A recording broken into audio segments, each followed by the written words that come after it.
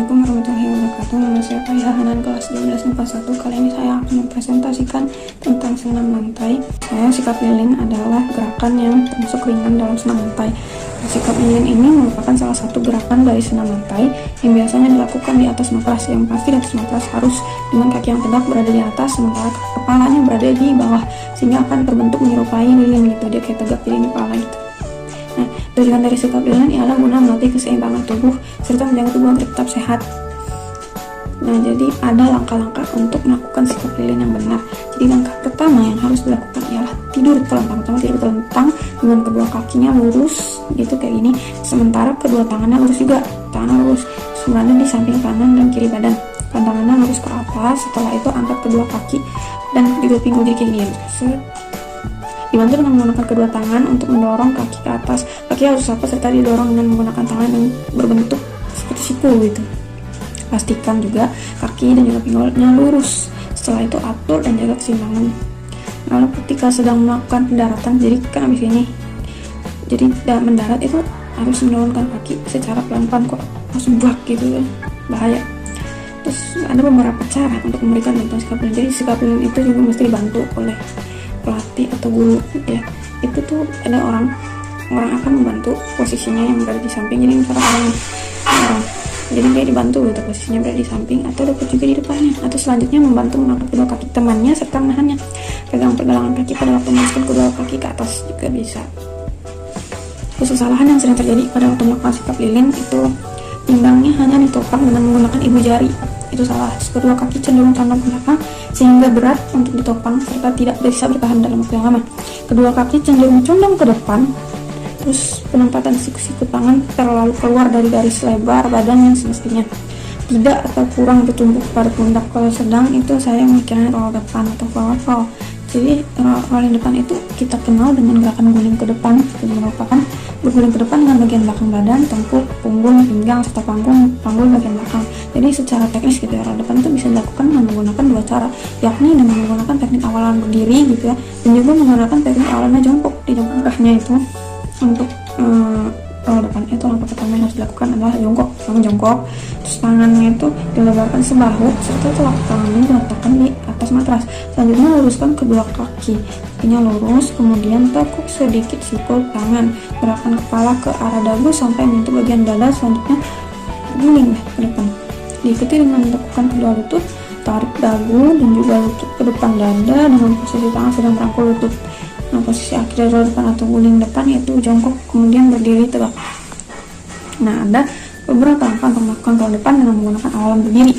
Jadi yang pertama tuh angkat kedua tangan ke arah depan serta bengkokkan badan, kemudian letakkan telapak tangan di atas matras, lipat kedua siku sedikit ke samping, selanjutnya masukkan kepala di antara kedua tangan, sentuhkan bahu pada matras dan bergulinglah ke arah depan gitu.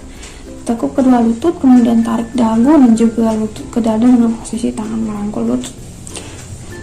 Jadi ada beberapa bantuan untuk melakukan roll depan juga. Jadi pegang belakang kepalanya dulu serta menolak kedua lutut, dorong punggung pada waktu akan duduk, lalu membantu dengan menekukkan kepala serta menempatkannya di lantai di antara kedua tangan.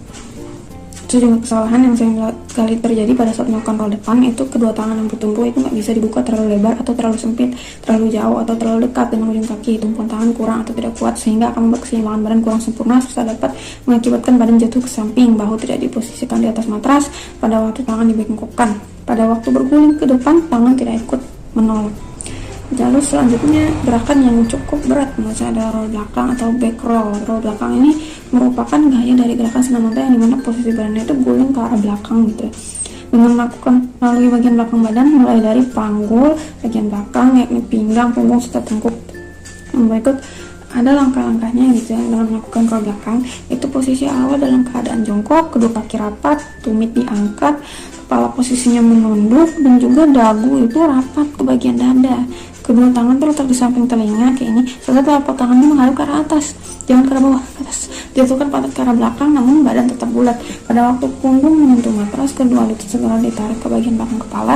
Pada waktu kedua ujung kaki menyentuh matras di belakang kepala, kedua telapak tangan menekan matras sampai tangan lurus dan juga kepala terangkat.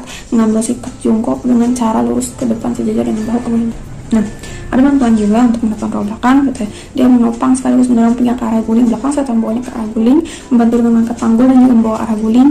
Nah, kesalahan yang sering kali terjadi pada saat melakukan roll belakang itu peletakan tangan terlalu jauh ke bagian belakang, sehingga pada waktu tolakan tubuh dan tangan tuh nggak kuat, keseimbangan tubuh kurang atau tidak baik pada saat mengguling ke belakang.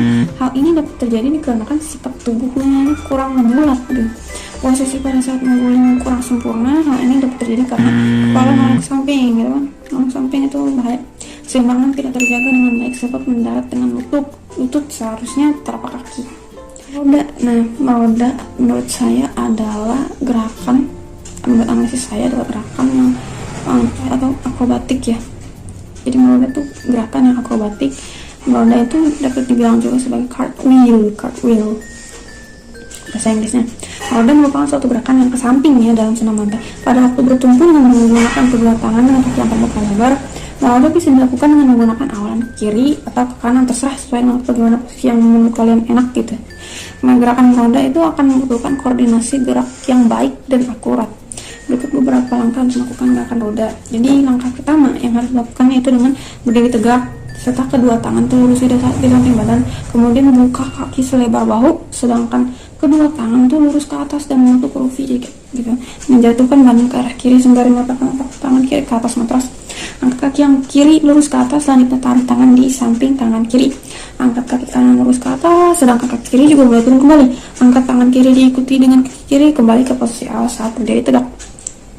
Ada cara untuk memberikan bantuan untuk melakukan cartwheel. Jadi satu orang teman gitu, atau siapa itu akan memberikan pertolongan dengan cara berdiri di belakang orang yang nantinya melakukan gerakan roda.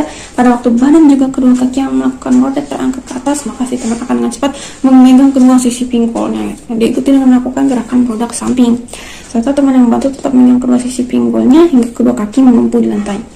Nah, kesalahan yang sering terjadi itu pada saat melakukan roda itu ada hentakan atau lemparan kaki yang kurang kuat. Hentakan atau lemparan kaki bergerak ke arah depan yang dimana seharusnya ke arah atas. Penempatan tangan pertama di lantai yang selalu dekat dengan kaki tolakan, sikap badan yang kurang penting, sama kedua siku yang dibengkokkan gitu. Ya, kalau ringan saya milihnya gerakan sikap lilin, lalu kalau sedang saya milihnya gerakan roll ke depan. Kalau gerakan yang berat saya milih roll ke belakang, dan kalau akrobatik itu meroda.